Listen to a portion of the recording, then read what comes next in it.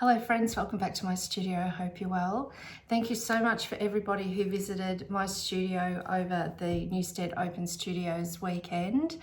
It was really amazing that you all came out in we're in the middle of a heat wave at the moment. And so yeah, it was a stellar effort, and a special mention to Bernadette and Kirsten. It was lovely chatting to you, and also everyone who took a piece of artwork home.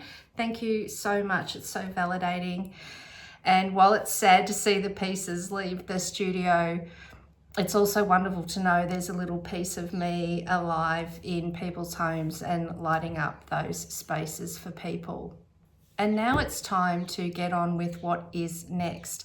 I haven't been as productive as I usually am in the last kind of 6 or 7 months, and regular viewers will know why. When I lost my mum in July, it obviously impacted me greatly, and it didn't paralyze my creativity, but it certainly, I found it very hard to find my way with that. I have created a few pieces, but I also knew I needed to give space for the processing and the things that would change and things that I would be invited into my art making, that I needed to have that time for that to develop. So I have done a lot of reflecting, and I've also, in cleaning up the studio for preparing it to be open, I found a lot of things that I'd perhaps forgotten about or had on the back burner. And so today I want to show you how I'm bringing all of these ideas together. Some I've had on a loop for ages and ages and ages. And I tend to do that, things loop around. I think that's that ADHD thing where there's no kind of pause or regulatory system for it to have the thought and then you move on. And I tend to do this with all aspects of my life. And like you've seen me do, I collect art supplies, I collect books, I print out images, and I don't move then to the next step of how do I put all of those ideas into practice. So today I'm going to show you practically what I should have been doing a long time ago, is bringing all of those things together in the one place. I'll create a mood board and a definite direction, and then I'm going to start creating. And I want to make a note that there's a tendency, particularly in this whole social media world, where things are instant and, feeding the dopamine, which is something that, definitely happens for me. Buying those art supplies certainly hit the dopamine more than spending hours and hours creating an artwork, which is probably why I do those things. But I want to make a declaration now for myself to hear that there may not be any finished pieces. I really want to bring these ideas and really explore them and chase them down. And so, yeah, I'm letting myself off the hook that it's not going to be, here's my pretty mood board and here's my paintings that I've done from them. And I think it'll be useful for you to see what real life, not just, a quick reel of a few brush strokes and then here's this amazing painting, the actual process of getting your ideas together and then developing that into a series of work. So I'm going to take you over to the other table and turn the camera and show you what I've got to put together today. The sunlight was far too bright over there, so I'm just going to stay here at this work table. So here are the words and ideas that I had mostly in my head, but I've tried to jot them down. So obviously they'll be landscapes, they'll be abstracted, but I want to keep the sense of perspective. And you've heard me talk about Turner and his sense of atmosphere that I've been wanting to invite in. And a long time ago, I also talked about Gareth Edwards' work and his sense of again, that atmosphere, the softness, but still having perspective. So that's what I'm thinking about when I'm saying these things. And I want them to be moody. So I'm thinking darker colours. I've been so into the pastels that I want them to be more moody, but not necessarily grief, showing the grief, but not necessarily the sadness. I don't want them too melancholy. And I want softness, soft edges, so I'll get that through blending soft earthy colours. And the mark making, question mark, will I have line work? Will I use oils? Will I use oil stick? Will I add some marble dust into the paint? These are all things that I've been thinking about in the background. And for a long time I've been thinking about this wispy, and I do have a pin on Pinterest about wispy, so the whisper and the veil between two worlds. And I found this image that really, I'll try and find the artist in the editing and add that. I just think this is the most beautiful piece of art, and it really speaks to everything that I've mentioned there. It has got a landscape feel to it. It's moody, it's emotional, and yeah, this is kind of what, you know, obviously I'm not going to copy this, but this is really is the epitome of all of these ideas in this. So it's really funny that this came up as this was all floating around in my head, that this image came to me. And the other thing that a lot of astute viewers will see that I've had on my vision board for a long time, a flock of birds in flight, and I've been wanting to put birds in some way, and that flight and the air feeling of that. I did do that in this ocean piece called Ocean Rhythm, and I have put the birds in there. So when I think about the last few months and my mum absolutely loved birds, and particularly owls and fairy wrens. And so I thought that I might incorporate, and I'm not sure how this will go, but I might incorporate some owls, or suggestion of, in a very loose way to represent mum. And I've also been thinking about using tissue paper to soften the image, where I might lay the tissue paper over the painting to help mute down, dull down the brightness, or just, yeah, start to play around, maybe printing on the tissue and putting that into the piece. So this is where, and I've got here, maybe I pasted on and ripped some away. So these are what I mean about, this is the kind of general idea, the feelings that I want to put together. And then this is the imagery that I've found as jumping off points.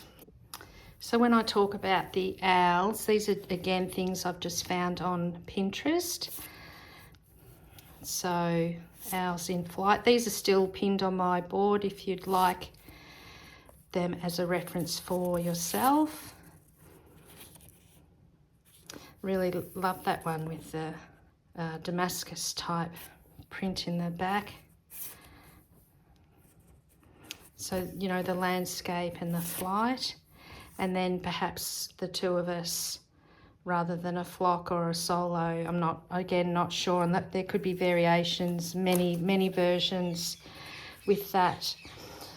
The wispy veil, this is a smoke. So this is what I'm really interested in, this transparency, and that's where I was talking about using the tissue paper or just plain paint to get this darker and then this really transparent wispy feeling to them. So these are all my wispy references, and this shows it a little bit how it might work in a actual painting.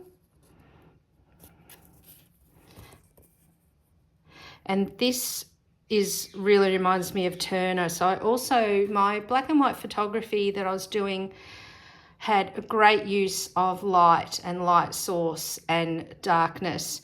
And this is to remind me of that, of really bringing in the light, getting some glow, and you need to put in your darks to achieve that. It's like I've said before with the opposites, and I guess I got a bit caught in all of my pastels. To really make the pastel shine, colour shine, I needed deep, dark colours. When you have opposites, if you have a squiggly line, it'll look more squiggly if you put some straight lines with it, etc. So that image is to remind me of that. And this is some very soft linen. And these are to remind me of how monotone a palette can be to still achieve a landscape. Again, this has got the dark and the light, and it's quite abstract but still very suggestive of a landscape. And again, the same thing in a different version, the same sort of dark and light. And then these are to remind me about the quality of mark making. Will I have some line work, and also the subtlety of this transparent wash sort of colour, and then slightly same colour but slightly darker, that very small shift I'm really interested in. And then also these about loose abstract forms. And with my iPad, I went in and just started to put in what I might do to current paintings to demonstrate that. So this kind of portal, veil between worlds type of thing that I'm going for. And then of course I'm looking at, well, what colour palette will I do? If I'm going to have lights and darks, I need to move away. I did think about this palette, but I really wanted some blue. And now of course I could just add blue to this one, but it had a bit too much brown in it for me. So I've chosen this one just as a rough guide. I have put these into the Golden website and got the colour mixes that I need. But I also had a look through my own swatches to see what I had. And I found, haven't got anything for this cloud blue yet, but this Australian salmon gum and the titanium white I thought was a nice match. It's looking a little different on camera to what it does to me. This looks a lot lighter on the camera, but they're a very close match. So the Australian salmon gum is this one, and I've mixed it just with titanium white. I absolutely love this colour, and it's no surprise. It's got that peachy sort of a vibe that I've been attracted to. The next one is this rose colour, and I thought this unbleached titanium with a tiny bit of alizarin crimson in there was a good match. Again, it's looking quite different on the camera, but it's a really nice match.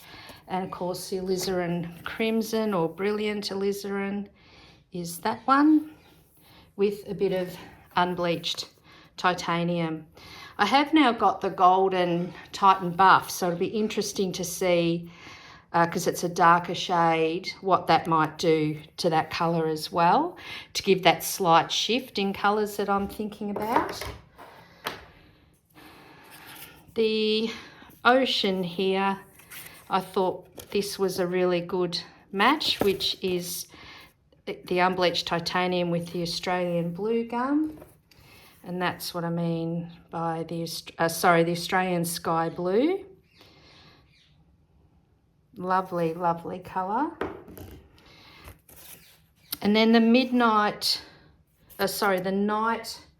blue, I am thinking about this mineral blue. It's a nice dark blue, and I've used it before in this. I just zoom out. This painting here, this is the midnight blue here, and this sky has got the titanium white. I really love this blue, and I think it goes really lovely with these pinky colours. So I think that'll match really well. And to just darken that off a little bit, I've got this swatch here.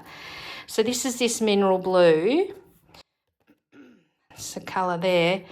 This is what it's like with some titanium white, and this is what it's like with a little bit of Mars black in it, and I think that's an absolute perfect match there of that night. So that's going to be in. And for this, I'm not so keen on this olive, but I definitely like some brown in there, and you just can't go past burnt umber as a colour. It is so versatile, and because it's from that brown oxide family, I will probably sneak a little bit of this Titan Mars Pale in, because this has a base of brown oxide in it. I think they'll go well, and that'll give me that bit of peach in with my pinks. What is missing from this palette for a landscape is green. And I really love this grey green, the antique green from Matisse. Show you that. It's, put my glasses on. It's made up of phthalo green and black and white. So it'll go well because I'll have a bit of black in this, and I can always darken it up with some black, or I can green it with some phthalo green. So that'll be really useful. I also have this mix, which is a combination of colours, and so I can use that in conjunction where I've just got the two shades of that, and trying to not add too much to the palette. I did think that this blue, I really loved that I made from that colour palette that you saw last week about the coastal, and I will link it up on your screen, how to mix this colour. It's a lovely grey blue, and I think that'll work really, really well in the landscapes as well. So here is the golden suggestion for mixing these colours. And like I said, I've got my blossom and my rose and my ocean and my night and the kind of olives and greens, and just this cloud. I haven't got a blue that is soft and as pale as this in any of my swatches. So this is one that I just might get these paints together to make, because I think it's a really, really lovely soft blue. Now, it says to use 1 part of cobalt teal, and the only cobalt type colour I've got is this aqua green light, and it's made from phthalo green. And you can see I've printed out here all the golden colours, and this is the cobalt teal, so it's a much deeper, stronger colour than this aqua. When you think teal, I think aqua, but it is actually a very blue colour. And this cobalt teal is not, as you would expect, made from phthalo green. It's made from a pigment called PG50, and I have not got that anywhere in my collection. So I will need to go out and purchase some of that if I'm wanting to make this colour. And it also has neutral grey, and I've said that I've got this toning grey, but I might see if I can find, there's a whole lot of different neutral greys that Golden have in their range. And this is them here. So they name them as N2, N3, N4, N5, N6, N7, and N8. So this one is N8. So if I look at that, N8 with that grey, it's, for me, not similar enough. So I'm going to see if I can get this N8. And I might also, a lot of the colours that are coming up when I put these colours in is the neutral grey 3, which is this one, which could be a nice grey to also have on the palette, or maybe I will just cheat and use the black to mix that grey. So how that begins to look as a mood board is if we have our wispy veil, and the veil between two worlds is this. I can't fit all of these things on here, but if we say this one's very much atmosphere, light and dark, perhaps that one as well, perhaps that one as well. And our abstracted landscape is here. The mark making, this one's got a bit of mark making. It also matches with that. Softness, the soft edges and blending. And then our flight, that one's quite nice because it reminds me also, it's got that light to it, and that's a bit wispy. So out of those images, that one's actually quite nice too. So that's our flight home. And then I might put this one about the tissue paper. And yeah, overall mood of the piece.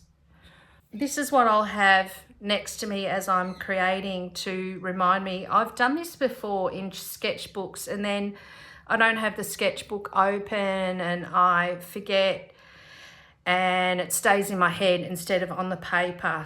While it's very easy to get stuck scrolling online looking for images and playing and printing them out, I think it is a nice exercise if you're able to move on from this then into creating. It can be a really good way to gather all your thoughts together, to, particularly for someone visual like me, to have that very visual reference of what is it, just to keep bringing me back to what is it that I'm wanting to do, and then getting that down and then allowing it to see those happy accidents or what's triggered as I'm doing it that then sends me off on, oh, that's really lovely. You know, it'll be really wonderful to see what does come of this.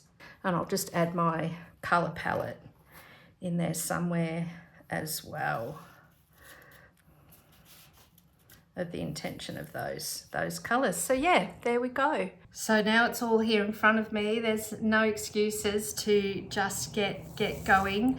In the blending, I know the paint is going to blend better on canvas, but I'd like to work on paper for a while, I think. So I'm also going to have to figure out how to allow the paint to stay wet enough to blend, the acrylic paint. And look, having chosen that colour palette, I might go straight into oils, which will definitely be easier to blend. But anyway, watch this space, see what comes of this. as always, I really hope it inspires you. It's given you some good information to get going in your own art space. Thank you so much for watching. I hope you have a lovely week, and I'll see you next week. Bye.